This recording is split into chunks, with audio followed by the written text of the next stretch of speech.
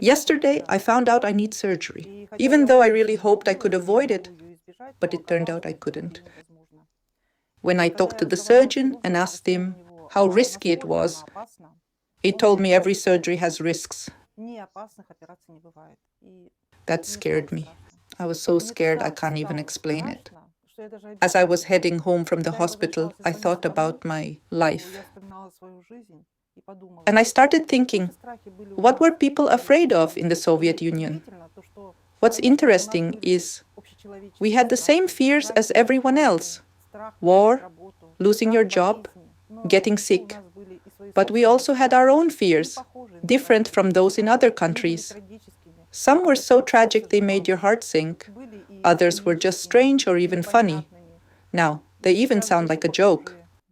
Let's talk about them today. What was everyone afraid of back then?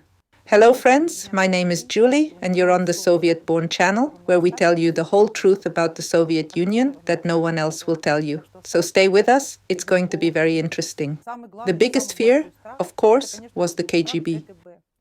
People were terrified of the authorities and everyone felt that they were being watched. So we did what we could. We avoided dealing with the authorities at all costs. If people wanted to discuss something serious or were dissatisfied with the government, of course they'd usually do it quietly in their kitchens. We'd run the water or put on the radio so no one could overhear what was being said. But the most important thing was warning the kids that if they happened to hear something, God forbid they repeated it at school or said something by accident while playing outside with other kids. This is a really serious issue. We'll definitely come back to it. But first I want to tell you a story from my own life.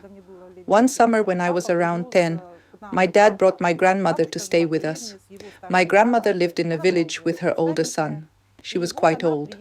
After arriving, she took from the wardrobe all our old kids' clothes, having outgrown them, planning to take them apart and sew something new. Soviet people were very frugal. Nothing ever went to waste. So she set up on the balcony, which was small, with metal bars for railings to keep children or anyone from falling. There was slate up to about an adult's waist. My grandmother was sitting out on the balcony, unpicking some clothes. I stepped out to see what she was up to. I saw her sitting by the bars of the balcony, crouched down low, peering through the bars. It looked pretty strange. I got worried. "Grandma, what's going on?" She just pointed down at the car. We lived on the second floor. Downstairs was a Bubik, that's what everyone called that car. A Bubik is actually a UAZ, that was our neighbor's car. Our neighbor, I have no idea where he worked. His car was jet black. He'd drive home for lunch in that car and always parked it right under our balcony. My grandmother would just sit and stare at that car. I could see from her face she was really scared. Of course, I helped her up and took her inside. That evening, I told my dad what happened. I don't know what they discussed in the kitchen, but Grandma didn't stay with us. A few days later, she insisted my dad take her back to the village, even though my dad desperately wanted her to stay with us for good. It wasn't until later that I understood what had terrified her. My grandfather was an officer in the Soviet army. My dad didn't remember him. He died when my dad was just 4. Most likely, Grandma remembered those days when the Black Marias were around. That was when black cars would show up to arrest those seen as untrustworthy because a neighbor informed on them or because a co-worker turned them in. But living in the countryside, she had grown unaccustomed to seeing those cars, so when she saw one, it scared her deeply. As an officer's wife, she knew all too well what those cars meant. Most people know that in Soviet history, the 1930s saw mass purges, and people could be taken away over the slightest accusation, hauled off in black cars. The older generation remembers this all too well.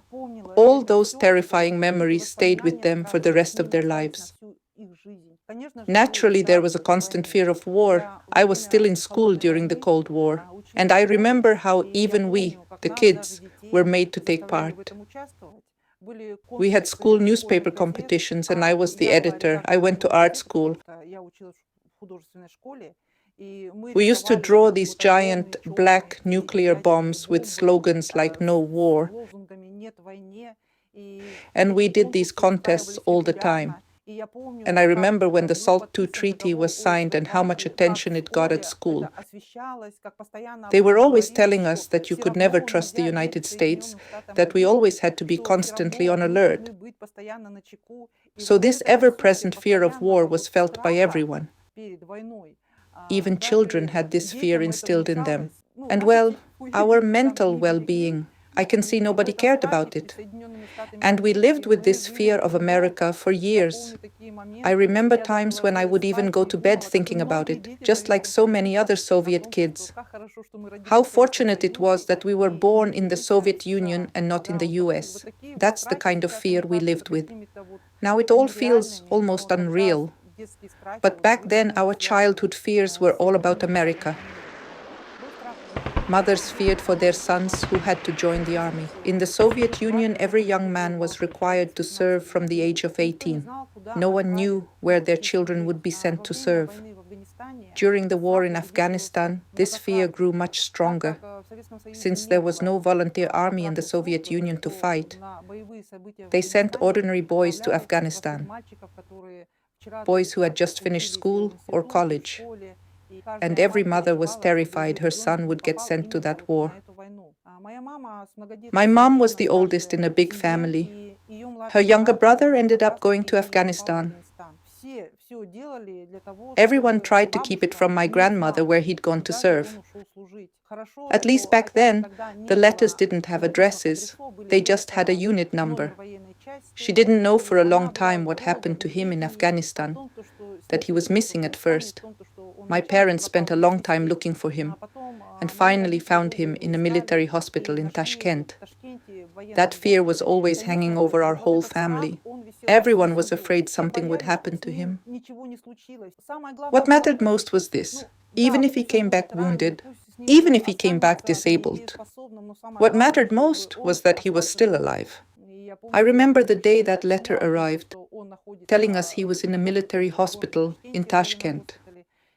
My mother was so relieved. She rushed off to send a telegram to her siblings, telling them that everything was okay, they had found him. And though he'd been badly wounded, his life was out of danger. I remember how his brothers, sisters, and my mother too gathered together to go visit him. My grandmother learned that her son was serving in Afghanistan and had been wounded, but she only found out after it had already happened. I remember my father writing letters pretending to be him, back when we had no idea where he was, and putting them in old envelopes that had his return address and then reading those letters to her. Everyone was terrified of the authorities. I've said before about my mother, she was the eldest child in her family. And since there were 13 kids, the older ones always helped the younger ones. So her younger sister, who sometimes stayed with us, had just started studying at the Pedagogical Institute. One year she came to celebrate New Year's with us. Her name was Vera. She knew how much I loved to read. Honestly, my craving for books was almost obsessive. I would read anything I could find. Everything fascinated me. After she arrived, she called me into the bedroom and said she had brought a book. And while she was staying for the holidays, I could read it. Just don't let Mom find out, okay? And Dad too. Then she pulls something out. It wasn't even a real book. She takes out one of those old cardboard folders. On the cover, it said "for papers." Anyone from the Soviet Union would recognize these folders, the kind tied up with string. Inside was a typewritten manuscript held together with string, completely worn and battered.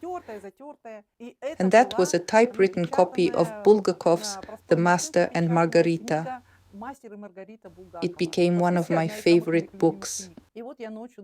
So that night, I waited until everyone was asleep. I had a nightlight by my bed that went click, click, and then it switched on. I turned it on and started to read. I was completely swept away.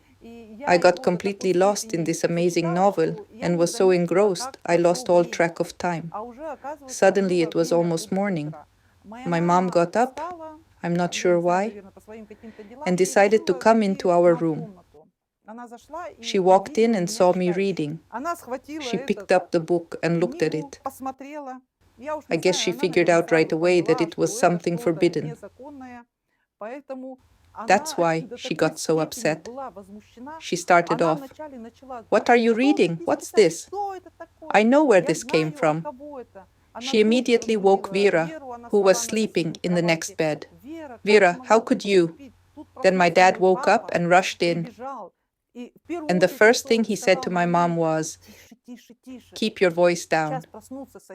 Do you want the neighbors to hear all this?" She shifted from yelling in anger to whispering. I'd never seen or heard anything like it before, that people could fight in whispers, and that even a fight whispered like that could be terrifying, because my mother was gripped by fear. She stammered at Vera, what are you? Are you trying to get us all in trouble? Do you want us to have trouble here?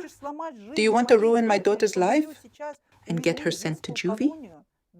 Yes, those kinds of books were called samizdat. Back then, having them was really risky. You could end up with a long prison sentence. So in the end, our new year was pretty much ruined. Vera got upset with my mom, packed her things and left. And I got punished yet again. So that's how it happened. And as for the neighbors, everyone was afraid of everyone else.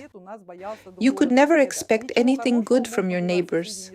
Sure, we all got along in our building.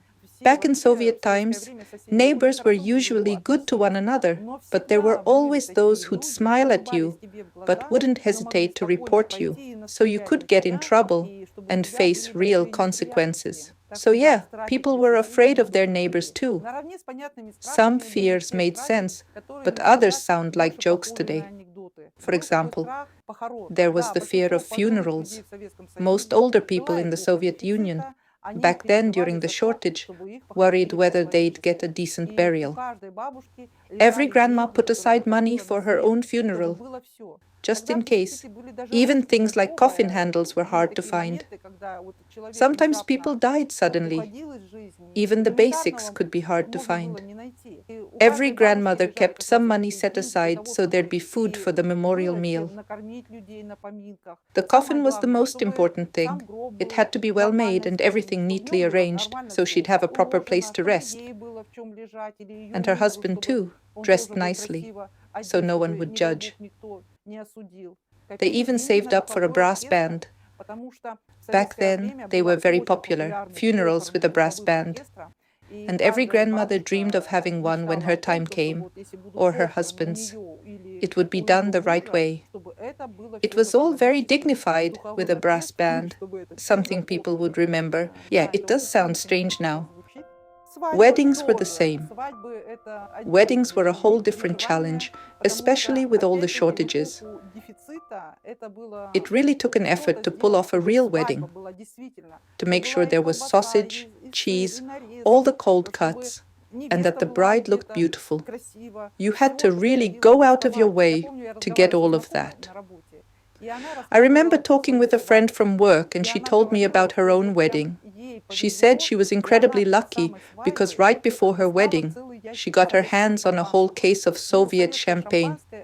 Back then, Soviet champagne was a must at every celebration. She just had to have it. For New Year's, for any special occasion, and of course at weddings. A bottle of champagne was an absolute must, but she managed to score a whole case. She told me that just before the wedding, she didn't sleep for 2 nights because she was guarding that case. She said by then, lots of people were already showing up. And everyone knew this in the Soviet Union. People really loved to drink, and everyone knew you had to buy alcohol for weddings, and anyone lacking a conscience might try to steal those prized bottles. She told me she kept it right under her bed. It was booze. That case of champagne was her real treasure. That's the kind of thing people worried about. The biggest fear for any Soviet person, especially for women, was not being able to get what you needed.